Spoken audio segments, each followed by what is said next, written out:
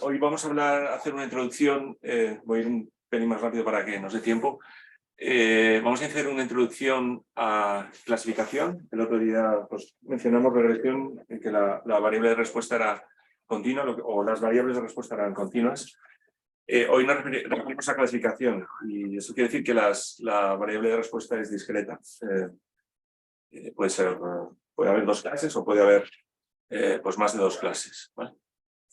Y bueno, pues la mayoría de los modelos a los que nos referiremos, la combinación de variables que se hace para decidir a qué clase pertenece, digamos, la instancia que nos llegue, es lineal en lo que vamos a contar hoy, ¿vale? Más adelante pues veremos otras.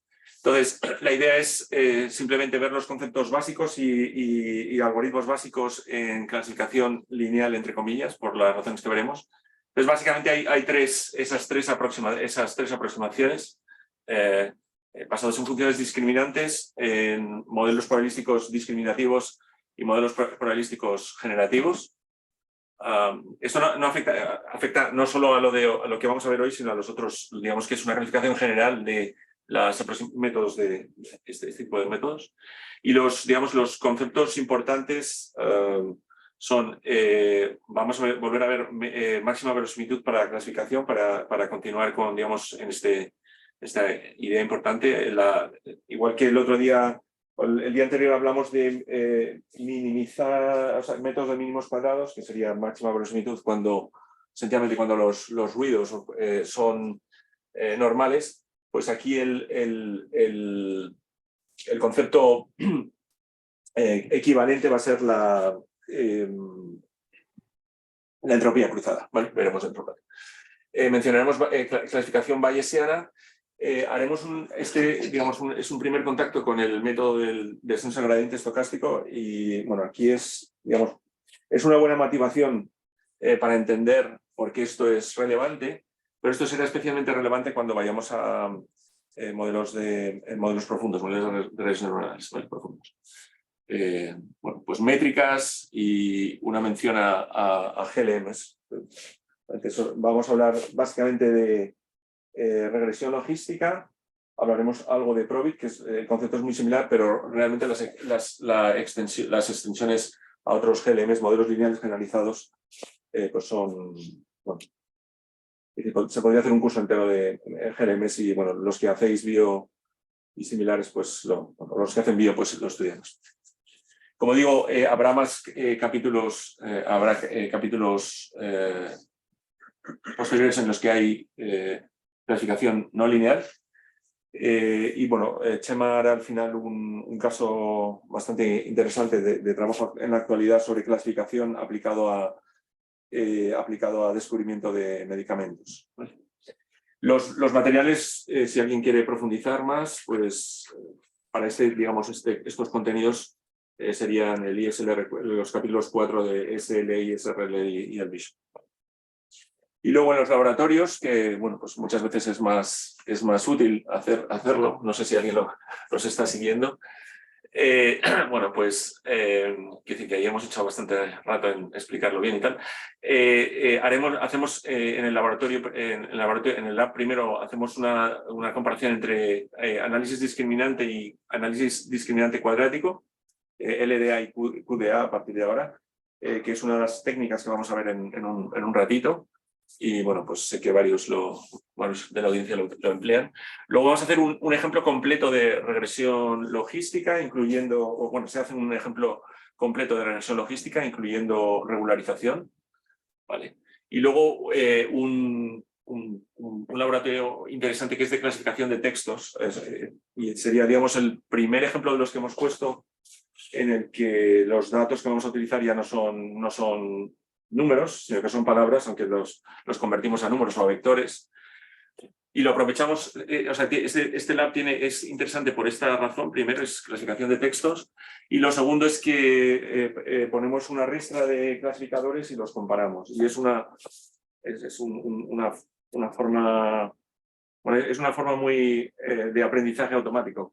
Pones una pila de métodos y entonces en lugar de un humano pues viendo o tuneando pues pone una pila con unos criterios que ha propuesto de selección de modelos y pues, da una idea de pues, cómo se hacen se pueden hacer algunas cosas, ¿vale? No sé si queréis hacer alguna pregunta o aquí o en la... Pues se vería ahí, ¿no? Vale, pues vamos. Entonces, la idea del problema de clasificación en principio queremos el espacio de entradas, el conjunto de entradas, lo queremos partir en trozos, de forma que tenemos una entrada y queremos decir a qué trozo o a qué clase pertenece. Una y solo una. Eso es en principio, pero bueno, pues lo que muchas veces hacemos es, y el ejemplo que ahora luego Chema es de este estilo, realmente lo que vamos a dar es la probabilidad de que pertenezca a cada una de esas clases. ¿Vale? No voy a decir, pues, bueno, dados ciertos rasgos, pues no decimos si es hombre o es mujer. Después de haber aprobado la ley, habría que ampliar el rango de clases, ¿vale? Sino que con ciertas probabilidades de la clase 1, con ciertas probabilidades de la clase 2, etcétera, etcétera, ¿vale? Entonces, y bueno, y como digo, hay esas tres clases que antes mencioné y lo que pasa es que, como nos ocurrirá varias veces, las fronteras van a ser un poco, borrosas. Y bueno, la mayoría de los métodos que vamos a ver en este capítulo, bueno, todos salvo uno de los que vamos a ver, las superficies de decisión, las que separan las clases, van a ser lineales en las entradas, ¿vale? Eso es lo que luego pues ampliaremos pues un poco más adelante. Eso es lo que queremos hacer. Vale, y antes de... Bueno, pues como de forma ideal, pues nos gustaría tratar el problema y es, dije el primer día que realmente, bueno, está el placer intelectual de hacer estas cosas, pues no sé, el biólogo, pues no sé qué predice, pues no sé qué clasifica plantas, etcétera, lo que sea, ¿vale? Pero esto al final del día, o a lo mejor no es a corto plazo, pero a largo plazo, hacemos ciencia para que alguien la utilice, ¿vale? En un problema pues, social interesante o en un problema económico importante o un problema de ingeniería, ¿vale?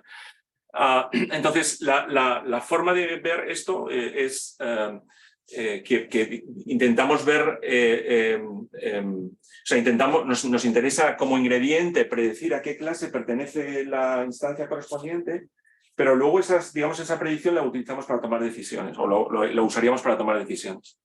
Entonces, la idea, el esquema mental en el que, de hecho, por el que vamos a pasar o al que vamos a adaptar los distintos métodos es que empezamos con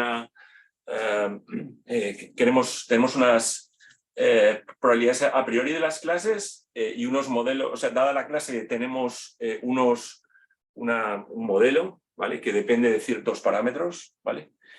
Y lo que nos interesa calcular es la probabilidad posterior de esa clase, que bueno, pues es simplemente multiplicar la probabilidad a priori por la densidad correspondiente, ¿vale?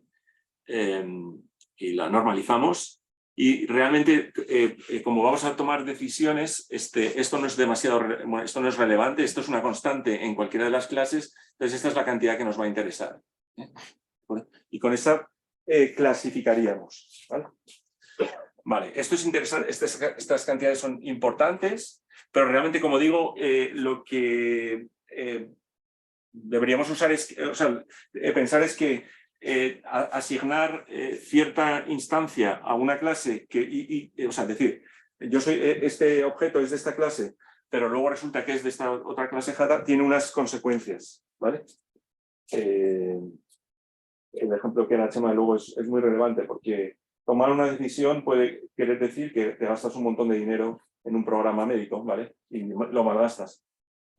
O tomar una decisión puede decir que olvidas que una molécula que has descubierto pues puede salvar al mundo, por ejemplo, ¿vale? O puede dar un montón de dinero a una compañía farmacéutica. Entonces la idea es que tenemos que tener en cuenta las consecuencias de esas decisiones de clasificación, ¿vale? Y lo que debemos tomar es la decisión de máxima utilidad esperada, ¿vale? Entonces, la utilidad esperada es simplemente multiplicar probabilidades por utilidades, ¿vale? Como esto es una constante, no nos interesa, y el criterio que usaríamos al final del día es intentar esto. ¿Vale? Y una observación muy importante es que podemos recuperar lo que tradicionalmente se usa, que es, bueno, en lo que se fija la gente habitualmente, que es simplemente intentar predecir. Bien, ¿vale? Entonces, si ponemos utilidades 0, 1, 0 quiere decir que tengo utilidad 0 si me equivoco, si lo asigno a la clase no adecuada, y 1 es si acierto. Si hacemos eso, pues este ejercicio, esta aproximación es asignar a la clase de máxima probabilidad. ¿Vale? Entonces, es más general. Pero digo, reflexionar sobre esto es muy importante, creo. Vale. Bueno, pues dicho digamos, ese es el marco en el que querríamos hacer, pues ahora vamos a revisarlo desde las tres posibles perspectivas que hay de clasificación. Y la primera es utilizando funciones discriminantes, que básicamente es simplemente, es como es que tenemos una serie de funciones, una para la clase 1, ¿vale? Nos llegan unos datos, metemos los datos y en función de típicamente cuál es el máximo, pues asignamos a esa clase. ¿Vale? Entonces, es esa función y no hay típicamente no hay una asignación de la probabilidad dada la probabilidad de la clase dada la entrada. Lo que pasa es que los dos ejemplos que vamos a ver realmente no hay explícita, pero implícitamente, es decir, que vamos a empezar desde arriba e implícitamente sí que hacemos esa asignación. ¿Vale? Es decir, que partimos de un modelo probabilístico y luego nos olvidamos de él, esencialmente. Vale. Veremos otro ejemplo de esto que veremos en unos días es SVMs que tienen un criterio de este estilo y, bueno, inicialmente no había una teoría probabilística, aunque ahora sí lo hay. Vale, pues entonces el ejemplo que vemos es el de análisis discriminante lineal, ¿vale? Se puede dar una explicación o una introducción de tipo, digamos, geométrico, pero bueno, es también útil, o es bastante útil verlo desde un punto probabilístico. Entonces, este es el caso que decía, que empezamos con todo este tocho probabilístico, pero al final del día lo único que tenemos son unas funciones y nos olvidamos que, que hemos partido de unas distribuciones normales, por ejemplo. ¿Vale? Entonces, aquí, bueno, pues vamos es muy brevemente, suponemos que hay un solo rasgo, ¿vale? Entonces tenemos partimos de un modelo normal, o sea, dada la clase, dado que ese ejemplo pertenece a la clase I, pues tenemos un modelo normal con ciertas medias y ciertas varianzas. Y en el modelo LDA, lo que consideramos es que esas varianzas son las mismas, ¿vale? Esa, digamos, que es la hipótesis que si consideramos que es razonable, pues tiramos para adelante. Si consideramos que no es razonable, cada clase tiene su varianza, ¿vale? Pues, pues ¿qué tenemos que hacer? Hacemos análisis cuadrático, ¿vale? Entonces, fijaros que si estas son iguales, ¿vale? Lo que va a diferenciar es la media, ¿vale? La media, que vamos a intentar estimar. Y básicamente lo que querría decir es que en el caso unidimensional que estábamos diciendo, ¿vale? Pues básicamente quiere decir que hay un grupo que está por aquí, otro que está esencialmente por aquí, ¿vale? Y es algo así, ¿vale? Pues unas tienen la misma varianza, entonces es como si dijésemos, ¿vale? Y el problema está en que hay zonas de confusión, ¿vale? Lógicamente. Vale, entonces, después con esto hacemos los mismos cálculos de antes, esta sería la probabilidad posteriori, ¿vale? Nos quitamos, bueno, y acabamos en una expresión como esta. Si nos quitamos todo lo que es constante, pues simplemente tenemos que fijar en una cantidad de ese estilo, no tiene mayor interés. Y lo que hacemos es, tomamos el logaritmo de esto, pues realmente ocurre que la regla, que digamos que es la probabilidad es proporcional, la probabilidad posterior es proporcional a esto, el logaritmo es proporcional a esta cantidad, el logaritmo de la probabilidad de la probabilidad posterior es proporcional al logaritmo de esto, es decir, que acabamos con esta cantidad.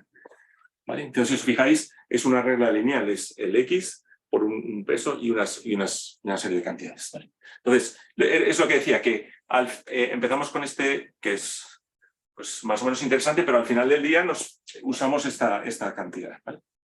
Nos olvidamos del contenido probabilístico. ¿Vale? Entonces es lineal por eso. Y bueno, pues cuando hay dos clases y las probabilidades a priori es interesante pensar en eso, pues la regla de asignaciones decimos que es la clase 1 si ocurre, bueno, haciendo los cálculos, y vemos que el punto medio, la frontera, es justo, quedaría justo en el punto medio entre las dos medidas.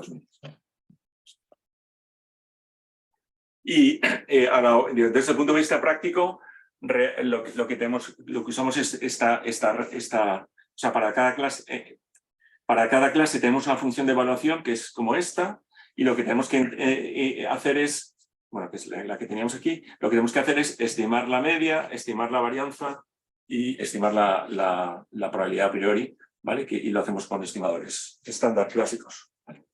No tiene más misterio. En el caso cuadrático, el análisis discriminante cuadrático, aquí lo hemos puesto multivariante, ¿vale? Pues la diferencia está en que antes estas eran iguales, ahora son diferentes, ¿vale? Entonces esa es la clave, la clave que lo que tenemos que hacer.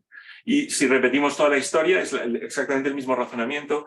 Al final acabamos en una función discriminante, que es esta, y fijaos que aquí ya es una función cuadrática. Y lo mismo es, esto es lo que en teoría tenemos que hacer, y lo que tenemos que conseguir es estimar, pues estimamos la varianza, la media y las probabilidades, y sacamos este. No hay más misterio. Vale, entonces, la discusión típica sería que lo hacemos, o sea, está mejor en el laboratorio porque está discutido con ejemplo, etc. Pero bueno, básicamente, si hay P variables de predicción, tenemos dos algoritmos, y en este, la varianza, la matriz de varianzas covariantes será la misma, entonces tenemos que estimar una de ellas solo, ¿vale? Y esos son todos los parámetros que en el caso cuadrático, pues hay que estimar cada matriz de estas, entonces tenemos muchos más parámetros, ¿vale? Y es la discusión que ya hemos hecho pues unas cuantas veces y que se va a repetir, es este modelo es menos flexible, este es más flexible, típicamente este va a tener menos varianza y este va a tener más varianza, y este va a tener más sesgo y menos sesgo, ¿vale? Bueno, y básicamente es probar. O bien probar o bien ver si es razonable, que tengan las mismas varianzas todas las poblaciones. O sea, básicamente la idea sería, ¿todas estas curvitas son iguales o son un poco diferentes? ¿Vale? Por ejemplo, podría ser... bueno, esta curva es así y esta otra pues tiene mayor varianza, por ejemplo, ¿vale? Eso es, digamos, el experto, el científico de materiales o el ingeniero, ¿vale? Pues es el que tiene que pensar si es razonable esa hipótesis o no en ese problema, o validarla con los datos, ¿vale? Y luego, como siempre, pues hay versiones regularizadas. Se repite un poco la historia, digamos que sería una representación de ese estilo. ¿De acuerdo? Vale. Esta es una ultra rápida introducción a funciones discriminantes. La clase de modelos probabilísticos discriminativos, pues lo tomamos, digamos, el concepto general es, se calculan o sea, metemos los X, basado en esa X calculamos las probabilidades de las distintas clases, y bueno, pues asignamos a la clase más probable. Y típicamente las probabilidades vienen de un cierto modelo paramétrico. ¿Vale? Esa sería la aproximación. ¿Vale? Aquí ya hay probabilidades de forma explícita, y el paradigma es el de reversión logística. Y Aquí recordamos la frase del primer día, que es, bueno, pues como era aquello de, cuando vas a buscar pasta, dices que estás haciendo inteligencia artificial, pero al final del día, pues mucha gente está haciendo regresión logística de toda la vida, ¿vale? Bien, entonces es interesante. Aparte aparecen numerosos conceptos que luego surgen o se recuperan con redes neuronales. Entonces, básicamente el problema es el problema mismo de antes, es decir, que tenemos unas cuantas observaciones, ¿vale?, que tienen unas variables explicativas y una etiqueta, que en este caso es en 0 y 1. Se extiende a más de 2 clases, ¿vale? Y entonces, lo que decimos es que el modelo que formulamos probabilístico es que la observación, la etiqueta, dados ciertos parámetros, o dado cierto parámetro, es una distribución de Bernoulli, ¿vale? Con probabilidad θ es de la clase 1, con probabilidad 1 menos θ es de la clase 0, ¿vale? Entonces lo que hacemos es, bueno, esta probabilidad va a estar entre 0 y 1, pero la intentamos poner de menos infinito a infinito con esta función que se llama logit, ¿vale? Pues es el logaritmo del parámetro partido por 1 menos el parámetro, y eso es lo que hacemos, digamos que lo relacionamos con las variables de entrada, ¿vale? Entonces, si hubiese una sola variable, ¿vale?, lo ponemos así en este caso, lo que hacemos es que el logit es una función lineal de esos parámetros. Y lógicamente, bueno, si tenemos el logit, este es el logit, pues nos interesa saber la inversa del logit, que tiene y es útil luego, ¿vale? Pues tiene una expresión como esa, ¿vale? Esta es una de las posibilidades que hay, ¿vale? Pero luego veremos que hay muchísimas posibilidades. Pues no sé, tenemos la función de distribución de la normal, etcétera, que son las funciones, típicamente serían las funciones que se utilizan como funciones de activación, o sea, que luego se utilizan como funciones de activación en redes neuronales, ¿vale? Vale. Pues eso es fácil, y entonces ahora ya la idea es, este es el modelo que se ha formulado, y ahora lo único es que tenemos que aprender estos 2 parámetros en este caso, ¿vale? Y lo hacemos en principio vamos a hacerlo por máxima verosimilitud, y el truco es o la idea es la de siempre, es formulamos la verosimilitud, y es básicamente, va a haber unas cuantas observaciones en las que la etiqueta es 1, y eso ocurría con probabilidad θ sub i de x sub i, y unas cuantas observaciones en las que la etiqueta era 0, y eso ocurre con la probabilidad complementaria, 1 menos θ sub i, ¿vale? Juntamos todo y tiene una expresión como esa. Y como siempre es más fácil, bueno, tomamos el logaritmo de esto y es más fácil optimizar esto que optimizar aquello, ¿vale? Tomamos el logaritmo y tiene esa expresión. Y esto es la entropía cruzada, ¿vale? Cuando hay más de 2 clases, pues es una expresión pues un poco más larga, pero es esencialmente la misma, ¿vale? Entonces, digamos que es la log verosimilitud que desempeña el mismo papel que los mínimos cuadrados en regresión lineal que vimos el otro día. Pues este es el equivalente. Y lo que queremos es maximizar esto, ¿vale? Queremos maximizar esto, y no es tan fácil numéricamente con el caso de mínimos cuadrados. Entonces empezamos con, bueno, pues una versión básica que sería el descenso del gradiente, ¿vale? Descenso del gradiente, acordaos que era pues los nuevos parámetros son los anteriores menos cierta constante, ¿vale? Y la tasa de aprendizaje que se llama en aprendizaje automático, por el gradiente de la verosimilitud, ¿vale? ¿De acuerdo? Y bueno, la expresión está ahí puesta, no tiene mucho interés. Bueno, tiene mucho interés, pero tampoco nos detenemos. Lo importante es que es como si dijésemos, si nos fijamos, hacemos una pasada por todos, o sea, tenemos que pasar por todos los puntos. O sea, que si hay n puntos, tenemos que hacer, aquí hay n sumandos, y aquí también, ¿vale? Esta discusión es clave. Tenemos que hacer esto un montón de veces y lo oriento, ¿vale? Esta sería la versión básica, pero bueno, hay versiones un poco más, algo más sofisticadas, que es el método de Newton-Raphson, que para los de mates pues lo conoceréis, que simplemente añade esta información de la matriz hessiana, añade información de curvatura y acelera un poco más el método. Y de hecho las actualizaciones de esto dan lugar al método que se llama de mínimos cuadrados iterativos reponderados. ¿Vale? Pero esto está lógicamente en R, en Python, etcétera, pues alguien lo ha programado ya. Vale, entonces aquí este es un punto muy bueno para, bueno, esto es interesante por sí mismo, pero es un momento muy bueno para introducir lo que sería la gran idea que ha permitido pues no sé, todas estas cosas que salen una cada mes en las noticias de, pues no sé, desde deepfakes a ChatGPT y tal. Bueno, pues básicamente la gran idea básica es que, bueno, esto, si hiciésemos esto, y este es un modelo súper sencillo, ¿vale? Tenemos que pasar por N, es decir, tenemos muchos datos, tenemos que hacer una operación complicadilla y tenemos que sumar esto un montón de veces, ¿vale?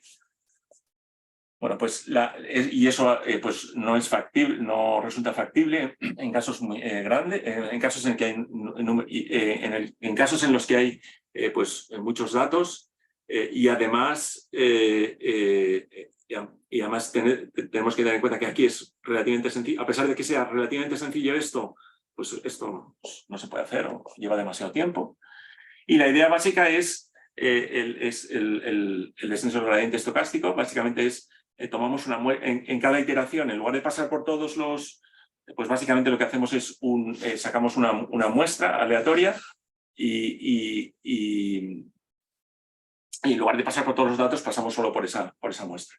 De forma que aquí la complejidad es ON, aquí es O del tamaño del lote.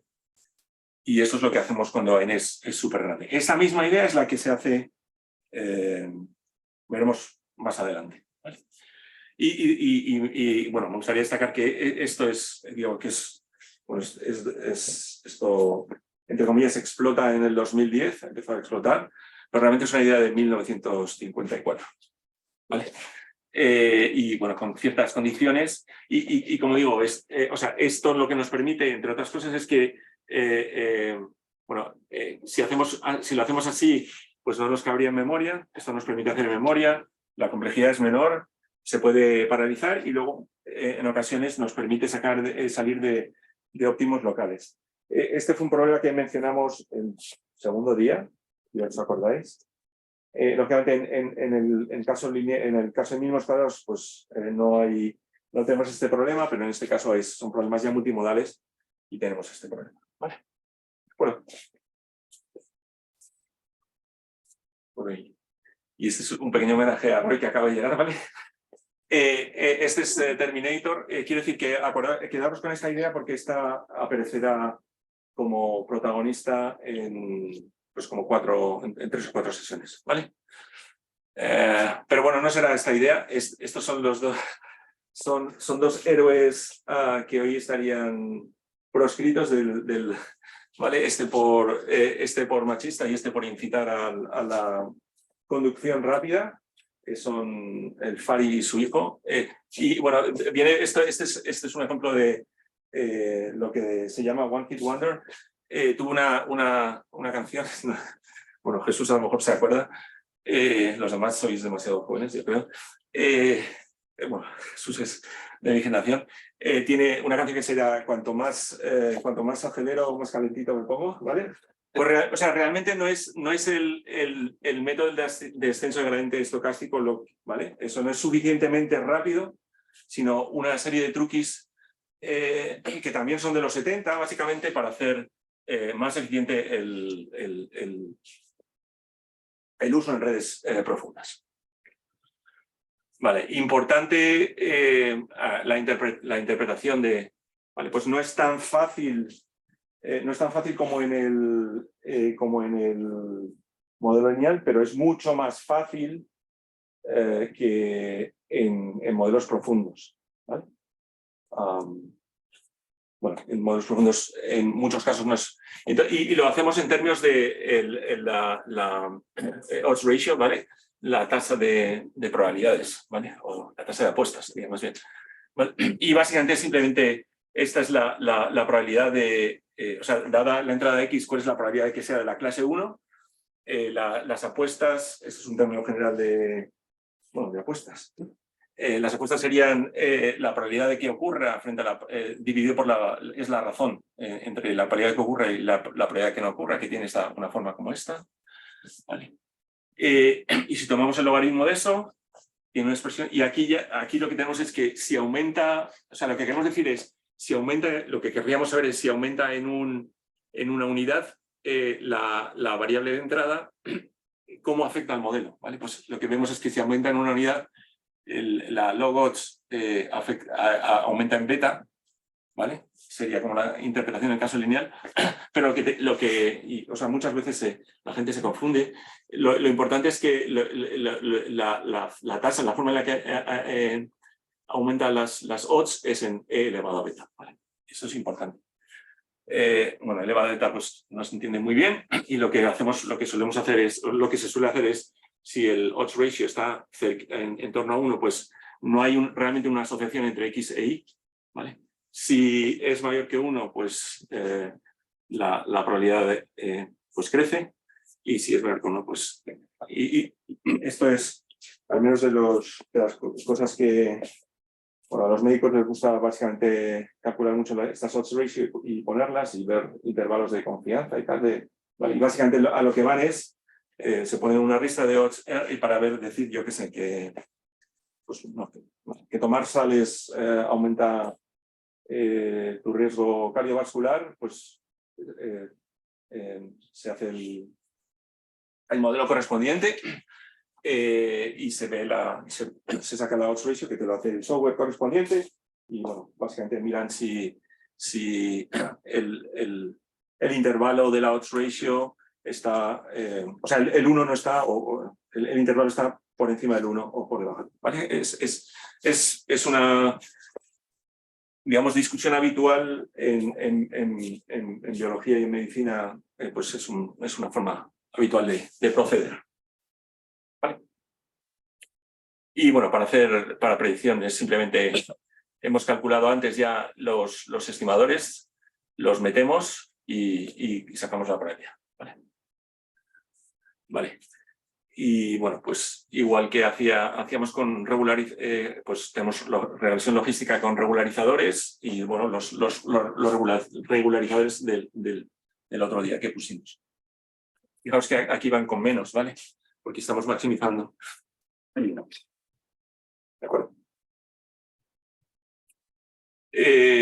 Bueno,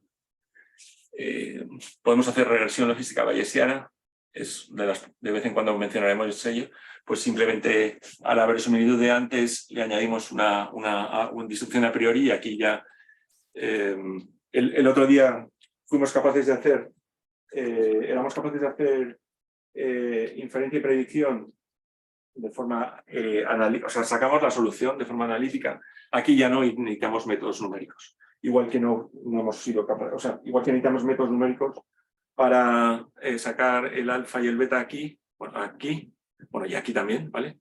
Pues aquí tenemos una serie de métodos bueno, de otra familia, ¿vale? Vale, habíamos dicho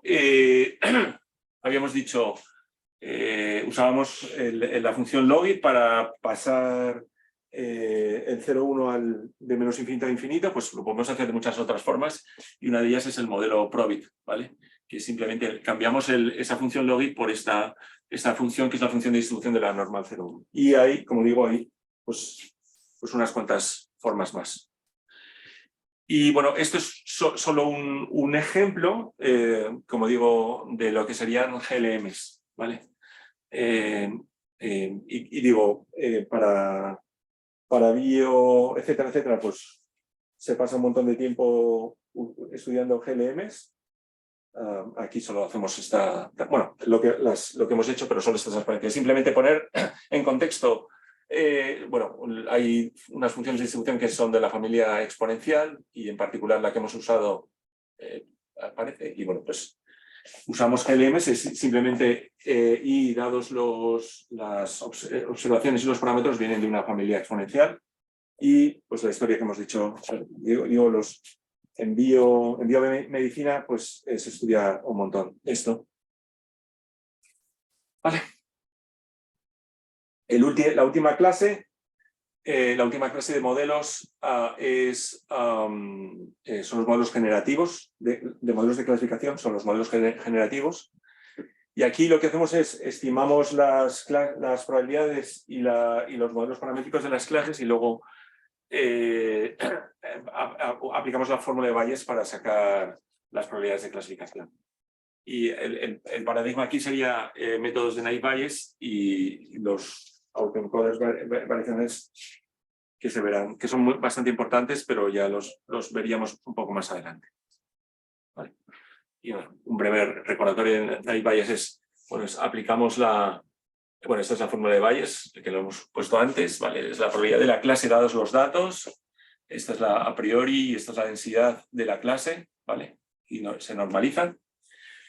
Y bueno, pues lo que intentaríamos es estimar estas probabilidades y estas distribuciones de alguna forma. Y la hipótesis de naive-Bayes es que aquí suponemos que hay P variables, P predictores, pues la hipótesis de naive-Bayes lo que hace es que se supone que las K,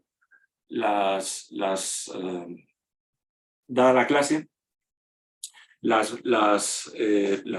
P variables son independientes. ¿Vale? Son independientes condicionalmente dada la clase. ¿Vale? Que eso puede ser razonable o no razonable. Normalmente naive, o sea, el nombre de naive viene porque esta hipótesis es naive. ¿Vale? Pero bueno, dicho esto, o sea, haciendo esta hipótesis, la estimación es relativamente sencilla. Bueno, sería estándar, digamos. O sea, tendríamos que, o sea, dada esta hipótesis, tenemos que estimar cada una de estas cosas, que es un modelo univariante, que es bastante sencillo. Vale, y ejemplos típicos están ahí puestos. En caso continuo es habitual pues, suponer que son normales y, o sea, cada una de las variables dada la clase, entonces tenemos que hacer esta estimación, que es estándar, es muy estándar. En el caso de que son conteos, pues se hace esta aproximación.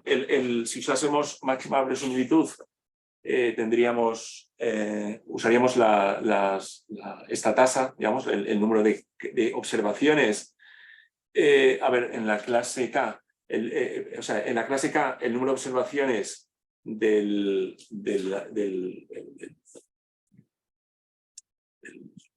conteo J, ¿vale? Pero, o sea, esto tendría un fallo que ya mencionamos, es que si este número es 0, decimos que esta probabilidad es 0, o si este número es nk, esta probabilidad es 1. Entonces hacemos esta corrección que se llama corrección de Laplace, ¿vale? Simplemente añadir el número de clases y añadirle un 1. Y eso se asocia, bueno, eso tiene una justificación, ¿vale? Y lo mismo en el caso categórico. Vale, entonces la idea es, lo hemos hecho, ya hemos visto unos cuantos métodos y hay muchos más, ¿vale? En cierta forma compiten, esos métodos compiten, pues cuáles lo hemos hecho bien, lo hemos hecho mal con ese método, tenemos varios métodos con cuál lo haríamos mejor, ¿vale? Entonces aquí en el...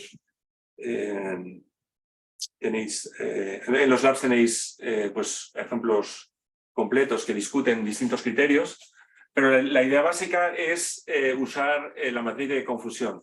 Insisto, o sea, todo lo que he dicho antes bueno, ha sido básicamente con dos clases, pero se extiende acá a clases. Aquí está la matriz de confusión con solo 2 clases, pero se extiende a... ¿Vale? Entonces, básicamente lo que decíamos es la clase predicha. Aquí hacemos una predicción positivo-negativo. Esta es la clase verdadera, positivo-negativo, y distinguimos entre, pues eso, los verdaderos positivos. O sea, yo dije que era positivo y era positivo. Los verdaderos negativos, dije que era negativo y era negativo, y los falsos negativos y falsos positivos. En lenguaje de contraste de hipótesis, pues esto es el error tipo 2 y el error tipo 1. ¿Vale? Entonces, este digamos, sería el ingrediente básico que pues, R, Python, etcétera, típicamente nos va a dar para hacer diagnósticos, y a partir de ahí, pues ahí están cuatro medidas populares. Hay muchísimas más. Bueno, la típica es, el énfasis es en la acuracidad, ¿vale? Precisión, pero ¿cómo traduzco esto entonces? Pero en medicina en bio, pues les interesa mucho la sensibilidad y la especificidad, ¿vale? Bueno.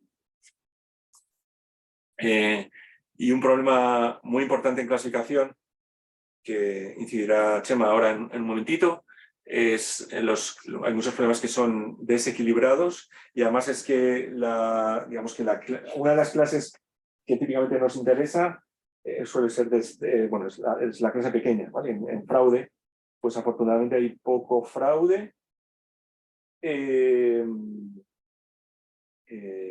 pero digamos que es donde perdemos pasta es con las transacciones fraudulentas, ¿vale? Entonces, bueno, la precisión no es suficiente en problemas desequilibrados, ¿vale? Ahí está pues un ejemplo. Y bueno, pues como dije antes, hemos puesto 4 medidas, pero hay muchas más. Hay una que intenta, que se propone es una especie de mezcla entre las anteriores, digamos, que da más, como si dijésemos, más peso a los verdaderos positivos, que es el valor F1, que bueno, se propone como útil para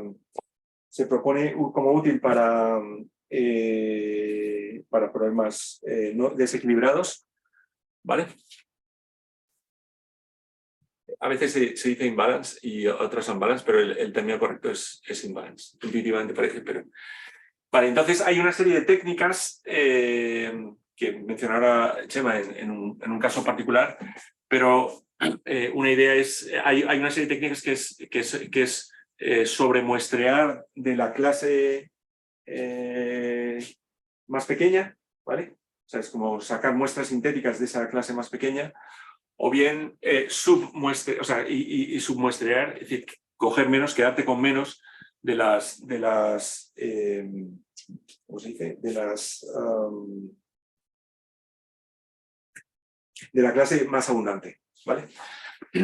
Y luego usar esas muestras más pequeñas o más grandes para estimar mejor los parámetros de las clases correspondientes. Bueno, hay una técnica pues así como más conocida, que es esta, pero fijaros que esto dice synthetic, básicamente está generando, o sea, es la técnica para sobremuestrear de forma sintética de la clase minoritaria, ¿vale? Y el muestreo, de forma que el muestreo no es aleatorio, no tienes la clase pequeña y muestreas o remuestreas muestras sin reemplazamiento de esa, sino que haces una pequeña muestra y luego es como si dijésemos de cada 2 de esas nuevas, pues vas cogiendo mezclas. Sería un poco la idea, ¿vale? También lo que se suele hacer es mezclar ambas técnicas. Y tú haces subsampling, ¿no? Has hecho undersampling. Vale, también es útil la ROC, es la característica, bueno, este nombre viene de teoría de la comunicación. La idea es cruzar la tasa de verdaderos positivos con la tasa de falsos positivos, y es típicamente una curva de este estilo, ¿vale? Y digamos que lo que sería bueno es que esta curva fuese pues lo más pegadita a esta esquina, ¿vale? Esa sería la idea. Entonces una forma de medir lo bueno que es ese clasificador pues es con el área bajo la curva. ¿Vale? Pero, como hemos repetido varias veces, que muchas veces esto realmente lo usamos, bueno, pues para tomar decisiones, ¿vale? Y lo realmente importante es tomar en cuenta los costes de las decisiones que tomamos, ¿vale? Y bueno, ahora mencionará el ejemplo. Vale, y luego último, creo que es lo último ya.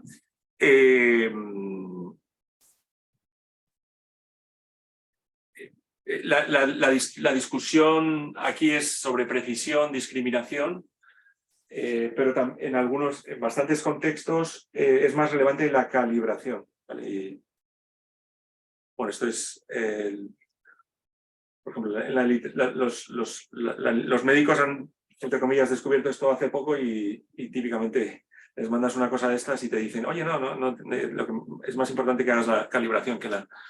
Entonces, calibración, creo que hablamos el primer día, si no recuerdo mal, pero básicamente calibración quiere decir que cuando digas que la probabilidad de algo es del 70% o 0,7, pues aciertes el 70%. ¿Vale? Esto, pues, por ejemplo, se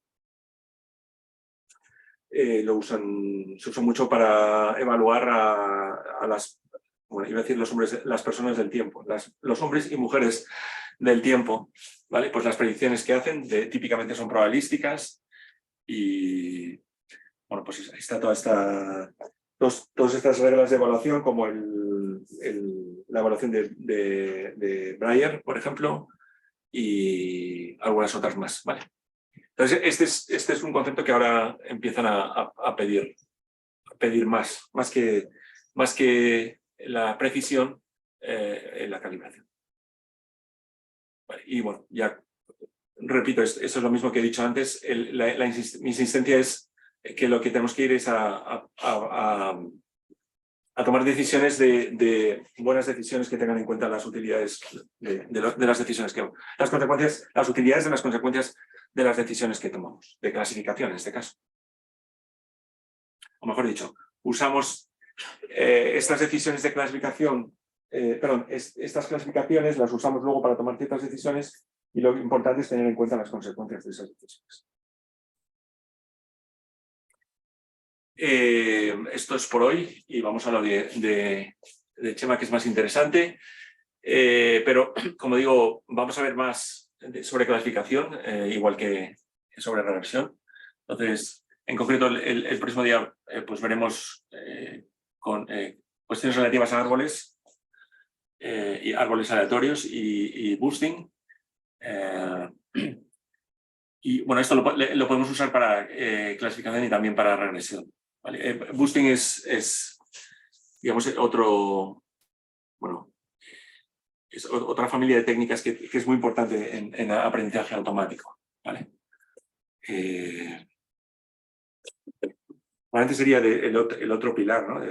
Aparte de aprendizaje profundo, pues las técnicas de boosting serían. Veremos máquinas de soporte vectorial que se usan inicialmente para clasificación, pero también se pueden utilizar para regresión. Y estas, digamos, eran, entre comillas, el método a superar hasta el 2010, sobre todo en imagen, ¿vale? Pero es interesante o importante conocerlas. Y veremos, tanto para clasificación como para regresión, bueno, empezaremos por perceptrones, ¿vale? Y luego veremos redes neuronales y luego redes profundas, de forma, bueno, que tendremos un buen abanico de las técnicas disponibles. Y pues nada, si tenéis alguna pregunta podéis mandarla ahí. Y bueno, esto y otras cosas más están puestas ahí ya, ¿vale? Y bueno, si tenéis oportunidad, pues haced los laboratorios que probablemente pues, os servirán para aprender más que lo que este jovelete os puede contar. Y como decía, ahora Chema pues va a contar un proyecto que está haciendo, que bueno, combina todas estas ideas y las ilustra de forma más interesante o relevante. No sé si queréis hacer alguna pregunta o aquí también. Hoy Nacho no ha hecho ninguna pregunta. Hoy he estado callado. Ya. La última frase que has dicho lo último que has dicho de la calibración, de tener razón el 70%. Sí. Yo no he entendido esa frase. Yo, por ejemplo, cada vez que digo algo, pienso que tengo razón el 100% de las veces. De modo que si digo que la probabilidad de algo es el 70%, yo pienso que tengo razón el 100%. Sí, pero lo que quiere decir es que de todas las veces que digas, imagínate que, bueno, seguro que no lo haces, ¿no? Pero piensa que eres te dedicas a predecir el tiempo. Quiere decir que el 70%, tú eres calibrado si el 70% de las veces, o sea, si de las veces que dices el 70% aciertas, imagínate que es un suceso que puede ser cero, ¿verdad? O sea, llueve o no llueve, ¿vale? Pues si el 70% de las veces que dices que va a llover con probabilidad 0,7 llueve, pues eres una persona calibrada, ¿vale? Lo que suele ocurrir es, bueno, quiere decir, todos somos como tú. Quiere decir que incluso los expertos, bueno, se ha hecho mucho, por ejemplo, es muy importante este concepto en inteligencia, ¿vale? En inteligencia nacional, ¿vale? Lo que básicamente se descubre con experimentos de este estilo, que el tipo de experimentos que hacemos es que hacemos una pregunta, ¿vale? Se te hace una lista de preguntas y te decimos, pues dime un intervalo que creas que con probabilidad del 90% cubre, no sé, la población de Móstoles, ¿vale? Tú me tienes que decir, yo creo que con probabilidad del 90% la población de Móstoles está entre 500 habitantes y 2 millones de habitantes, ¿vale? Porque te hacemos una lista de esas preguntas y intervalos. Si el 90% de esos intervalos cubre el verdadero valor, eres una persona calibrada cuando dices, cuando intentas predecir sucesos de probabilidad 0,9. ¿Vale? Eso te lo hacemos y entonces vemos si eres calibrado o no eres calibrado.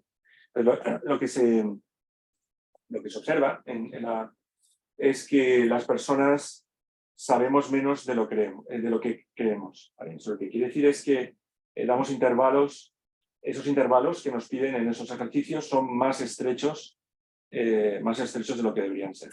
¿Vale? Quiere decir que si tú lo haces muy ancho, das más sensación de incertidumbre; si lo haces más estrecho, das más sensación de seguridad. Entonces, lo que tú quieres, lo que digamos, un buen experto, y los entrenamos para eso, es para que sea calibrado, ¿vale? Es decir, que cuando dice 0,7 el 70%, ¿vale? Pero también que sea informativo. Digamos que esas son es decir, que sus intervalos no sean demasiado anchos. Y eso es muy importante. Bueno, para las personas del tiempo, los meteorólogos es una característica muy importante, pero es otro negocio que es muy importante es en inteligencia nacional, ¿vale? Hay que enseñar pues en nuestro caso sería el CNI, ¿vale? O el Departamento de Seguridad Nacional, hay que enseñarles a ser calibrados e informativos, ¿vale? Digo que, y sobre todo, que lo que está relacionado con eso, que ahora entraré más, es que muchas veces cuando nosotros estamos clasificando, solo nos importa, digamos, la etiqueta discreta, pero esa etiqueta discreta nace de una probabilidad. Entonces muchas veces no nos damos cuenta de si la probabilidad de verdad está cerca de lo que debería ser. Y ese error, haré hincapié, puede acumular errores cuando tienes que hacer decisiones, una después de la otra.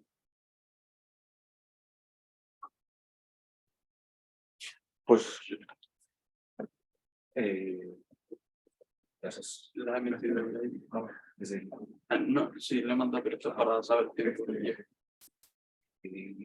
Y todo esto.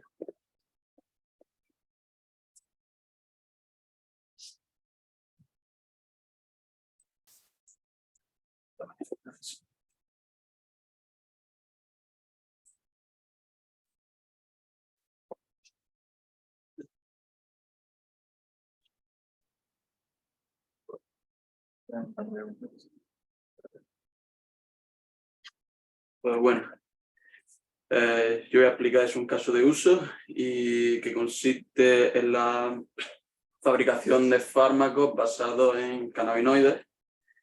Pues introduciendo un poco, en el 2018 la FDA, la Food and Drug Association en Estados Unidos, por primera vez dio por bueno un medicamento a base de cannabinoides para tratar dos formas de epilepsia.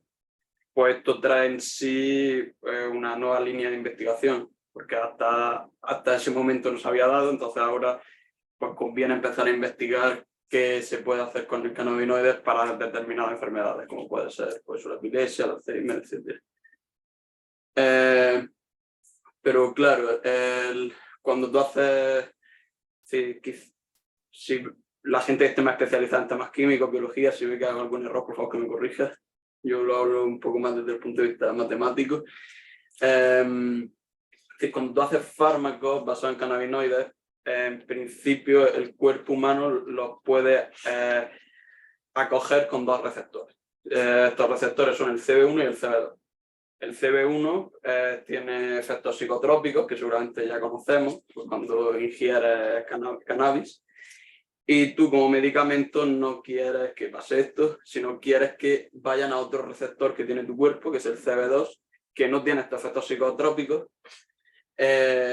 Y además tiene otras propiedades biológicas que te pueden interesar. Entonces, cuando creas estos medicamentos, tienes que, digamos, tener como objetivo ese receptor, pero aquí ya empiezan a venir los problemas, que son problemas que vienen en general con el desarrollo de fármacos, que es que se tienen grandes costes de dinero como de tiempo. Es decir, para, por ejemplo, que se apruebe un solo fármaco, normalmente en el proceso se pueden ir más de 1.000 millones de euros, además de un tiempo estimado de pues, aproximadamente 15 años, solo para un fármaco. Entonces nosotros nosotros queremos por ello atacar sobre todo la primera fase, que es la del descubrimiento de fármacos, y para esto vamos a usar la inteligencia artificial. Es normalmente, digamos que el proceso de desarrollo de fármacos tradicional consiste en encontrar una necesidad médica, después ver los receptores que tu cuerpo tiene para poder tratar esa enfermedad. En este caso pues serían los receptores CB2, como hemos dicho, y después pues ves un prototipo, haces la síntesis, evalúas las propiedades y después optimizas esas propiedades para obtener el fármaco que deseas. Y nosotros queremos utilizar inteligencia artificial, aprendizaje automático, sobre todo para hacer más rápido toda esta parte, desde el prototipo hasta la evaluación de las propiedades químicas del compuesto. Para esto utilizamos un modelo que se llama QSAR, que vienen de las siglas Quantitative Structure Activity Relationship. Esto es un modelo matemático que digamos que predice las propiedades que tiene un compuesto. Y utilizándolo, pues puedes ya tener de antemano un compuesto más interesante para su síntesis. En la literatura normalmente estos solo consisten en un proceso predictivo, pero nosotros además incorporamos a nuestro modelo una fase de decisión para poder, digamos que con esta fase acoplamos o consideramos los posibles costes de investigación y de tiempo que puede tener un fallo en elegir un compuesto que no sea adecuado. En particular, el modelo que voy a explicar y que proponemos consiste de 3 clasificadores, que es muy importante que estén bien calibrados. Entraré más adelante en esto para predecir las propiedades de comportamiento y actividad de los fármacos con cannabinoides, y después la fase de decisión utilizaremos un modelo de utilidad para considerar estos costes y beneficios que pueden tener las decisiones que adoptemos. Lo primero que hemos hecho en este proyecto es recolectar los datos. Lo hemos hecho desde una base pública en los que hemos cogido ligandos, serían compuestos, ¿vale? Que se acoplan a los receptores CB2, y estos compuestos tienen una etiqueta de comportamiento que sería agonista o antagonista. Antagonista sería que produce, a ver, espero no, y aquí entramos en la parte química. Agonista sería que hace que sea una especie de catalizador, hace que se produzca más un determinado proceso, mientras antagonista que lo inhibe. Y después hemos también recopilado el valor bioactivo, y a partir de ello hemos hecho también etiquetas discretas. Si el valor era mayor que 10 lo hemos considerado inactivo. Si estaba entre 0,01 y 10 moderadamente activo, y menor de 0,01 activo. ¿Qué quieren decir esta etiqueta? Que se acopla mejor al receptor. Es decir, un compuesto activo se va a acoplar mejor al receptor, mientras que uno inactivo pues no se acoplaría a los receptores que tienen nuestras células. Entonces, combinando tanto comportamiento como actividad, tendríamos 6 clases diferentes, que serían agonista activo, agonista moderadamente activo, agonista inactivo, y después antagonista activo, antagonista moderadamente activo y antagonista inactivos. ¿De acuerdo? Una cosa importante, estas propiedades de cada compuesto son independientes. Entonces podemos utilizar los modelos para predecir una propiedad y después la otra. Pequeño comentario. Sí. O sea, todo esto que tiene en el equipo lógicamente hay varios químicos, médicos, Sí, no... que son los que introducen este conocimiento, digamos. Entonces, con los datos hemos dividido todos los datos que hemos recopilado, un 90% para, implementar la fase predictiva y otra para la fase de decisión. Y hemos representado cada compuesto que vamos a utilizar a través de 2 tipos de variables. Una serían Mordred, que son unos descriptores moleculares, y otros serían BERT, que estas variables digamos que tú le metes el código del compuesto, ¿vale? La descripción molecular del compuesto, se la das a una red neuronal, y esta red neuronal te produce un vector que tiene todas las características. Este vector tendrá las características del compuesto. Hemos utilizado estas 2 representaciones, hemos probado las 2 para producir nuestro modelo QSAR. Y esto es bastante importante porque aquí ya nos metemos con uno de los problemas, digamos, del Big Data, etcétera, es que tenemos bastante más características que números de compuestos. Porque si podéis ver, al final para determinadas clases tendríamos, considerando el set de interno y externo, pues tendríamos 19, pero las variables pues serían casi 1000 o casi 800. Sí. Esto de Mordred y BERT, el comentario es que es una... o sea, nosotros tenemos algo que no son números, y básicamente Mordred y BERT asignan números a moléculas, ¿vale? Y luego has mencionado lo de BERT de... Una red neuronal. Sí. Que pues al final es como en las tareas de procesamiento del lenguaje natural, ¿no? Tienes texto y lo pasa a vectores numéricos. Es decir, ese paralelismo. Aquí tenemos las fórmulas de los compuestos, y lo estás pasando también a números, para que nuestros modelos puedan tratar con ellos. Pero en el momento BERT, dices que es la salida de una red neuronal, pero una red neuronal entrenada para predecir qué, plegamiento o qué, ¿para qué está entrenada la red? Es decir, es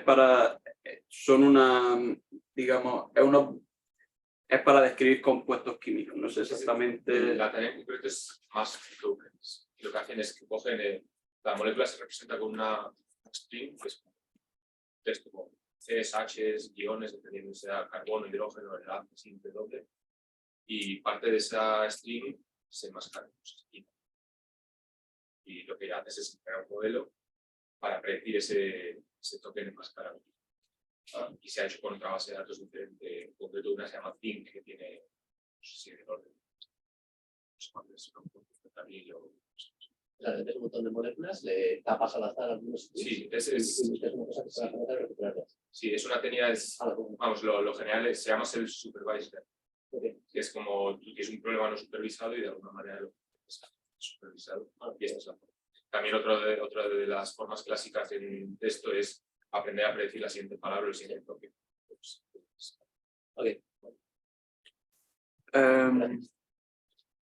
Y bueno, en principio la fase predictiva, como había dicho, tendríamos tres modelos. Un primer modelo que llamamos B, que va a darnos la probabilidad que un compuesto sea agonista, dadas las features, es decir, las variables, ya sean BERT o Mordred. Y como tenemos un problema binario, haciendo el complementario vamos a poder calcular la probabilidad de que el compuesto sea antagonista. Y después, para la actividad, pues por otro lado, consideramos primero si el modelo es moderadamente activo, nos va a dar la probabilidad de ser moderadamente activo o no moderadamente activo. Y después un último modelo, sabiendo que no es moderadamente activo, que este sea o activo o inactivo. Y al final los modelos nos van a dar estas probabilidades y como el comportamiento y la actividad son independientes, lo que podríamos hacer es para cada clase obtener una probabilidad que un compuesto pertenezca a cada clase. Pues, por ejemplo, para el tema de los agonistas activos decimos el compuesto, sabemos la probabilidad de que sea agonista, B de X, después la que no sea moderadamente activo, y por último, sabiendo que no es moderadamente activo, la que sea activo. Entonces la combinamos y esa sería la probabilidad de que el compuesto pertenece a esa clase. Y podemos hacer eso con los 6 tipos de compuestos que tenemos. Y estas probabilidades son las que le vamos a dar a la parte de utilidad de nuestro modelo Q-SER. Pero esto al final, aquí no nos va a importar tanto no nos importa tanto la etiqueta de si es activo o no activo, lo que nos importa es de que la probabilidad esté bastante cerca de la realidad, de que esté calibrada. Porque a la hora de combinar estas probabilidades, normalmente los clasificadores lo que cogen es un umbral del 50%, si es mayor del 50% dices que es 1, si dices que no es 0. Nosotros no nos importa tanto esa etiqueta, nos importa de que si la probabilidad es 70, de verdad esté cerca de 70. Entonces, no sería tanto un problema de clasificación, sino de calibración. Entonces, métricas como la accuracy, la recall o la precision no son convenientes. Tendríamos que utilizar otras, por ejemplo, la Brier Score, pero dado que tenemos un problema desequilibrado, no utilizaremos ni esa, sino la que se llama la Stratified Brier Score, que consiste en, básicamente, bueno, entrando en la Brier Score, lo que tú haces es coger la etiqueta que tendrías y para cada compuesto restas la probabilidad y la elevas al cuadrado y lo divides por el número de casos. Y entonces, cuanto más cercana de 0, indica que el modelo está mejor calibrado, y cuanto más cerca de 1, que está peor calibrado. Pero para un problema balanceado no es informativa, porque si siempre te predijera, por ejemplo, para todo 1, y esto en vez de ser solo positivo fueran todos, pues nos daría una calibración muy cercana a 0 y creeríamos que está bien calibrado, cuando no es verdad. Entonces lo que hacemos es la calculamos solo para la clase positiva y para la clase negativa. Y otra métrica que vamos a utilizar es la que ha explicado ya David, que es la curva de ROC.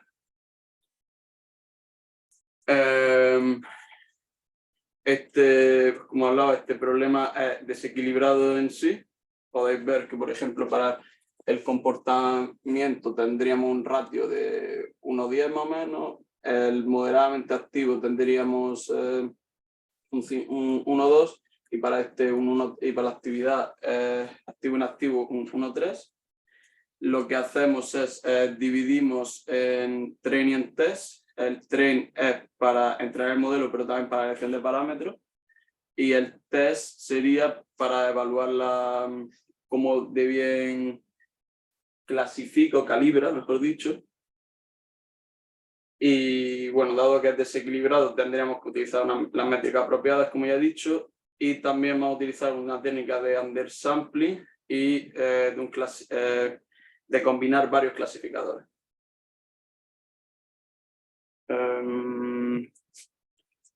La técnica de undersampling que utilizamos es la que sería quizá la más elemental, que sería la del undersampling aleatorio. Esta consiste en, tenemos en la clase mayoritaria M compuestos, en la clase minoritaria N compuestos, pues lo que hace es considera todo lo de la clase minoritaria, que serían N, y coge aleatoriamente N de la mayoritaria, de manera que al final tuviera un subconjunto de los datos equilibrados, y utiliza este subconjunto para entrenar tu modelo.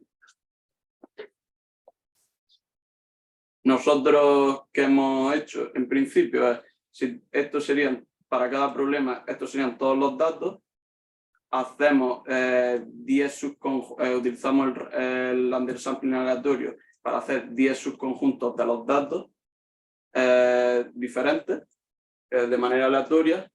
Estandarizamos los datos y después utilizamos cada uno de estos pequeños datasets para entrenar 10 clasificadores diferentes y después calculamos la probabilidad. Utilizaremos cada clasificador para calcular la probabilidad de cada compuesto y después calcularemos la media. Y esa será la predicción final. Bueno, hemos probado bastantes clasificadores y hemos obtenido los siguientes resultados. Es decir, el mejor modelo sería el modelo de comportamiento, que con las variables ver y una regresión logística con una regularización L1 hemos conseguido la Bragger Score más baja. Además vemos que entre la Bragger Score positiva y la Bragger Score negativa están bastante parejas, lo que quiere decir que hemos calibrado bien para las dos clases. Si hemos conseguido, digamos, manejar bien el tema del desbalanceo. Después el modelo entre activo e inactivo un poco peor, pero también salen relativamente parejas y salen bastante bien. También lo podemos ver con la ROC out. Y el modelo que ha salido un poquito peor sería el intermedio, pero vuelve a pasar lo mismo, están parejas, lo que quieren decir que el problema, al menos conseguimos estimaciones iguales de fiables para ambas clases. Lo que pasa es que este problema en intermedio es el más complicado, en el sentido de que las etiquetas que al final nosotros hemos dicho que es moderadamente activo y no activo, basándonos en un umbral que hemos elegido nosotros. Entonces, en la realidad estos compuestos, esta división, es la más abstracta, y esto pues también se nota cuando intentas separar unos compuestos de los otros. Y una vez que tendríamos ya la parte de predicción para saber las propiedades de los compuestos, hemos trabajado en una fase de decisión. Esta consiste en identificar para la acción que sería más conveniente para cada tipo de compuesto. Es decir, teníamos 3 acciones de investigación que son sintetizar, guardar en un portfolio, es decir, guardarlo en una reserva, y cuando no tengamos más compuestos que creamos que hay que sintetizar inmediatamente, utilizaremos eso o directamente rechazarlo. Entonces, para el tema de los medicamentos cannabinoides, lo que nos conviene buscar son los que más nos conviene son los compuestos activos agonistas. Estos son los que querríamos sintetizar, y los que nunca querríamos sintetizar serían los inactivos, tanto los agonistas como los antagonistas. Entonces, digamos que para cada hay que hacer aquí un trabajo de, como ha hecho David, esto claramente no lo he hecho yo, han sido los químicos del equipo, donde ves para cada compuesto qué sería, para cada tipo de compuesto, qué consecuencias tiene cada acción. Por ejemplo, pues, para los activos agonistas sintetizar sería lo ideal. Para los moderadamente, pero por ejemplo, como había comentado, para los activos agonistas y los inactivos antagonistas sería lo peor. Mientras que sintetizar un moderadamente agonista pues no estaría mal, porque lo puedes sintetizar y después ya el químico en el laboratorio lo puede empezar a optimizar. Entonces, una vez que ha hecho eso con cada tipo de compuesto y cada decisión, esto lo codifica utilizando utilidades, y en particular hemos identificado 10 casos. Si hay casos que son equivalentes, pues entonces le asignan la misma utilidad. Y asignando diferentes valores a estas utilidades, puedes indicar diferentes preferencias que tienes. Por ejemplo, si tú quisieras tener el objetivo en sintetizar los activos agonistas, que el modelo QSAR te diera más prioridad a que esos compuestos sean sintetizados inmediatamente, pues les daría a todas las utilidades un valor más bajo, más cercano a 0, mientras que de los activos agonistas sería 1.